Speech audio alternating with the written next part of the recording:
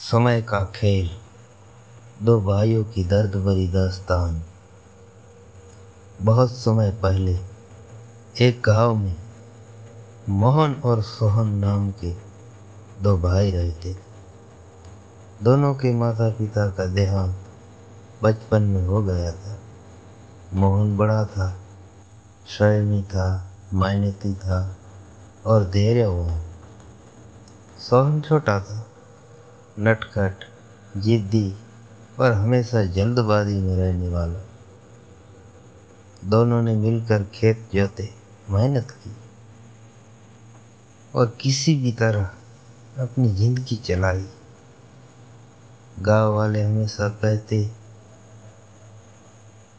देखो ये दोनों भाई एक दूसरे का सहारा है।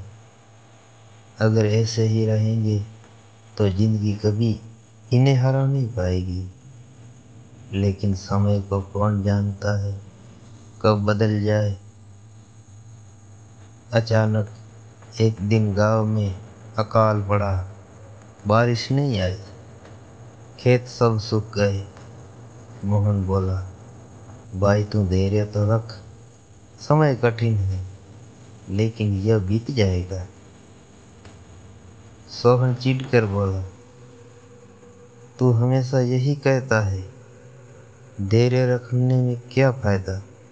मुझे तुरंत चाहिए धन, सुख और आराम।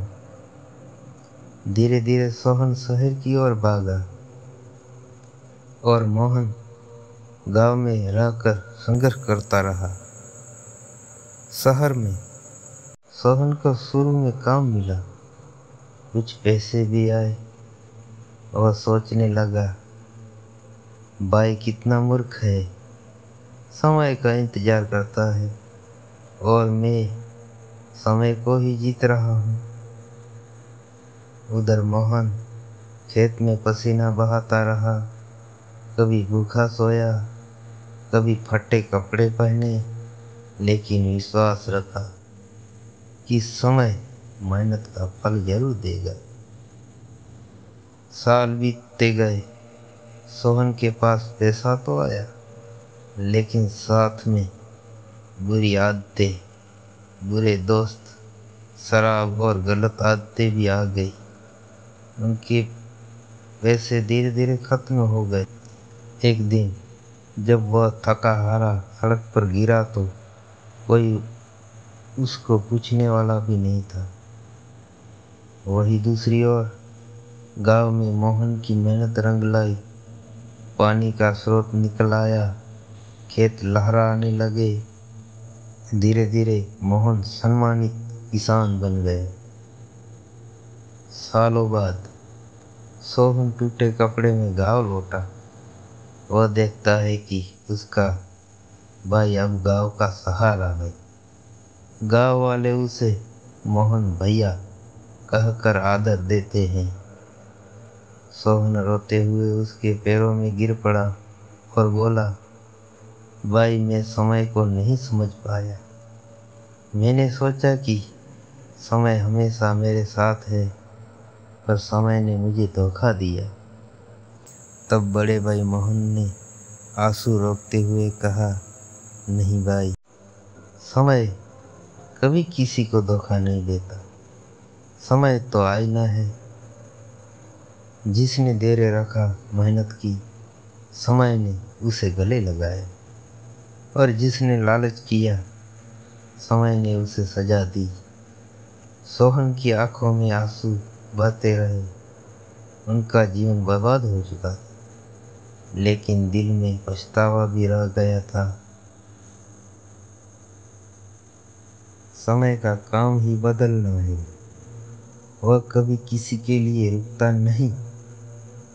धैर्य और मेहनत करने वाला समय का साथ पाता है और जो जल्दबाजी या लालच करता है, उसका जीवन बिखर जाता है। धन्यवाद। सोहन गांव लौट आया था, टूटे फटे पछतावे से भरा हुआ। मोहन ने उसे अपने घर में रखा, खाना खिलाया और कहा, भाई अभी देर नहीं हुई, अगर तू चाहे तो फिर से मेहनत कर सकता है। सोहन आंसुओं में बोला, भाई मैं बूढ़ा हो चुका हूँ, मेरा समय निकल गया। मोहन ने उसके कंधे पर हाथ रखते हुए कहा, नहीं सोहन, समय कभी खत्म नहीं होता। जब तक सांसें चल रही है, समय तुम्हें मौका देता है।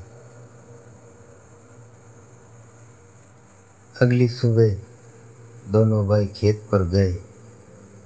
मोहन ने हल उठाया और बोला, चल आज फिर से साथ काम करते हैं। सोहन ने कांपते हाथों से मिट्टी पकड़ी। वह रो पड़ा। यह वही खेत है जिसे मैं छोड़कर चला गया था, और आज यही खेत मेरी शरण बन गया। धीरे धीरे भाई मिलकर खेती करने लगे। गांव वाले देखते और कहते, देखो, समय ने भाइयों को फिर से मिला दिया।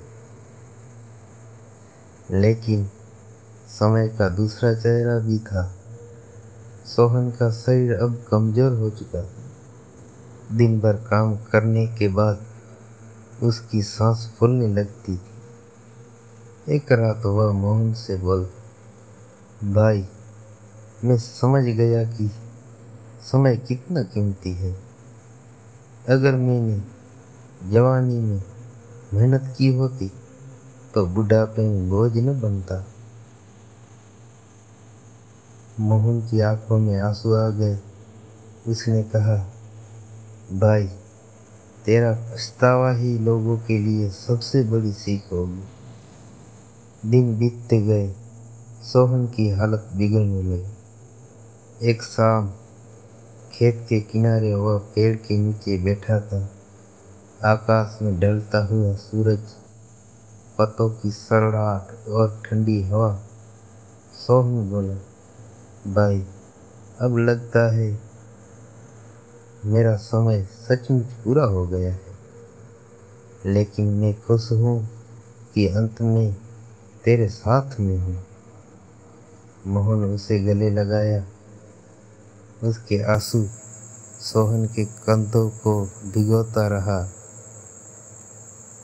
कुछ ही देर में सोहन ने अंतिम सांस ली। उसके होठों पर आखिरी शब्द थे, समय सबसे बड़ा गुरु है। सोहन की चिता गांव के किनारे जलाई गई। गांव के लोग कहते रहे, देखो समय ने उसे क्या सिखाया। किसी का जीवन ही दूसरे के लिए शिक्षा बन गया। मोहन ने प्रण लिया, मैं अपने भाई की कहानी सबको सुनाऊंगा, ताकि कोई इंसान समय की कद्र करना ना भूले।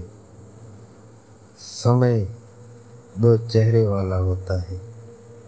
जो मेहनत करता है उसके लिए समय वरदान बन जाता है, और जो समय को गंवाता है उसके लिए समय अभिशाप बन जाता है।